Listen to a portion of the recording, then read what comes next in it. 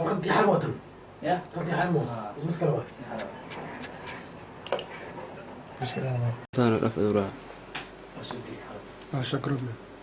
ولا شيء قرب معنا سواء إلا أنت وأنا خوايا وهذا بس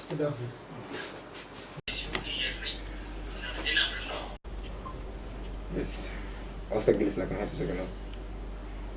بس قال ولا لهم ملك نفتيوني قال بسم الله الرحمن الرحيم وما تنتين بعد الصحافة وحن إسيوكين يرني إن الذين أقرنه وريكتو مدحوينه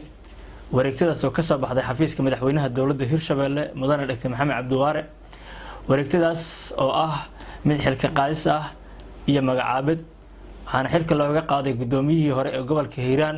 mudane Yuusuf Axmed Hagar Yuusuf Dabageed waxaana xilkaasi loogu magacaabay gudoomiyaha cusub ee gobolka Hiiraan inuu noqdo mudane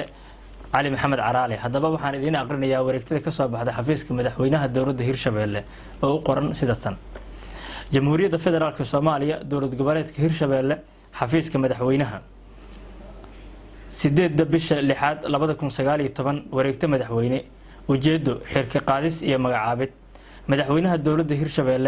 مركو أركي دستور كدولة قبلات هيرشبيل مركو أركي مهمة دا يقول لها هاي برشة هيران يوجد أهان دولة قبلات هيرشبيل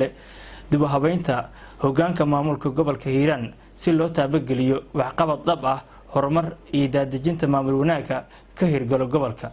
markuu tixgeliyay baahida loo qabo in la sameeyo isbedel loona magacaabo gobolka Hiiraan gudoomiye governor waayo aragnimo iyo aqoon leh isla markaasina la filayo in gobolka isbedel horumar leh ka hirgaliyo wuxuu xeeriyay